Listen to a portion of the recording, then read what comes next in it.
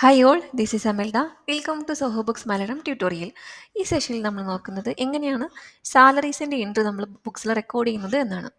നമുക്കറിയാം, ഒരു more than 20 employees ഒക്കെയുള്ള ഓർഗനൈസേഷൻ ആണെങ്കിൽ നമ്മൾ ഒരു പേറോളിൻ്റെ സോഫ്റ്റ്വെയർ പർച്ചേസ് ചെയ്യാനാണ് സജസ്റ്റ് ചെയ്യുന്നത് മെയിനായിട്ടും.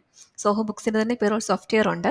ഇനി അതല്ല, നമുക്കൊരു ലെസ് ദാൻ 10 എംപ്ലോയീസ് ഒക്കെ ഉള്ളൂ, നമുക്ക് സോഹോ ബുക്സിൽ തന്നെ മാനേജ് ചെയ്യാൻ പറ്റുന്നതാണെങ്കിൽ നമുക്ക് എങ്ങനെയാണ് ഒരു സോഹോ ബുക്സിൽ സാലറി എൻട്രീസ് നമ്മൾ പാസ് ചെയ്യുന്നത് എന്നാണ് നോക്കുന്നത്. അതിനായിട്ട് നമ്മൾ സജസ്റ്റ് ചെയ്യുന്ന ഒരു മെത്തേഡ് എന്ന് പറയുന്നത് സാലറി ആൻഡ് എംപ്ലോയി വേജസ് എന്നുള്ള അക്കൗണ്ടിൽ നമ്മൾ എക്സ്പെൻസ് കംപ്ലീറ്റ് ആയിട്ട് ബുക്ക് ചെയ്യുന്നു. ടോട്ടൽ എംപ്ലോയീസിന് സാലറി നമ്മൾ ഡെബിറ്റ് ചെയ്ത് ബുക്ക് ചെയ്യുന്നു. ദെൻ ക്രെഡിറ്റ് ചെയ്യുമ്പോൾ നമ്മൾ ഓരോ എംപ്ലോയീസിൻ്റെയും പേബിൾ അക്കൗണ്ട് ക്രിയേറ്റ് ചെയ്തിട്ട് അതിലേക്ക് ബുക്ക് ചെയ്യാനാണ് സജസ്റ്റ് ചെയ്യുന്നത്. കാരണം നമുക്ക് ഈ മന്തിൽ നമ്മളിപ്പോൾ ഒരു എംപ്ലോയിൻ്റെ സാലറി ഹോൾഡ് ചെയ്തിട്ട് നെക്സ്റ്റ് മന്തിലാണ് പേ ചെയ്യുന്നതെങ്കിൽ നമുക്കൊരു ട്രാക്ക് വേണം. ആരുടെ സാലറിയാണ് കൊടുത്തത്, ആരുടെയൊക്കെയാണ് നമ്മൾ റിലീസ് ചെയ്യാനുള്ളതെന്ന് ട്രാക്ക് വേണം. അപ്പോൾ നമ്മൾ ഓരോ എംപ്ലോയീസിനും ഒരു പേബിൾ അക്കൗണ്ട് ക്രിയേറ്റ് ചെയ്തിട്ട് അതിൽ ത്രൂ നമ്മൾ പേയ്മെൻറ്റ് നടത്തുന്നതായിരിക്കും നമുക്ക് എപ്പോഴും ട്രാക്ക് ചെയ്യാനും അതുപോലെ തന്നെ നമ്മൾ ഫ്യൂച്ചറിൽ റെഫർ ചെയ്യാനും ഒരു ഈസി മെത്തേഡ് എന്ന് പറയുന്നത്. ഇപ്പം നമുക്ക് സോഹോ ബുക്സിൽ ഡിഫോൾട്ടായിട്ട് സാലറി ആൻഡ് എംപ്ലോയി വേജസ് എന്നൊരു എക്സ്പെൻസ് അക്കൗണ്ട് ഉണ്ട്. ഇത് നമ്മൾ ക്രിയേറ്റ് ചെയ്യേണ്ടത് ഒരു എംപ്ലോയിൻ്റെ പേയബിൾ അക്കൗണ്ടാണ്. അതിനായിട്ട് നമ്മൾ ചാർട്ട് ഓഫ് അക്കൗണ്ട്സിൽ ന്യൂ അക്കൗണ്ടാണ് ക്രിയേറ്റ് ചെയ്യുന്നത്.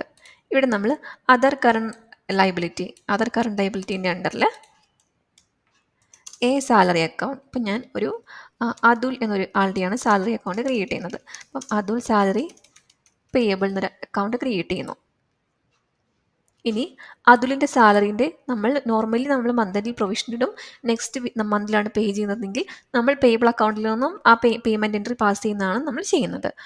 ഫസ്റ്റ് നമുക്ക് ആ പേയബിളിൻ്റെ എൻട്രി പാസ് ചെയ്യാനായിട്ട്, ആ പ്രൊവിഷൻ എൻട്രി പാസ് ചെയ്യാനായിട്ട് മാനുവൽ ജേർണലിൽ വന്നിട്ട്, ഇപ്പം ഞാൻ മാർച്ച് 31 ആ പ്രൊവിഷൻ എൻട്രി ഇടുന്നതുണ്ടെങ്കിൽ മാർച്ച് 31 ക്ലിക്ക് ചെയ്യുന്നു.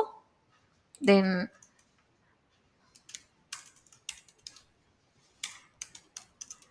സാലറി ഫോർ മാർച്ച് 2024 എന്ന് നരേഷൻ കൊടുക്കുന്നു.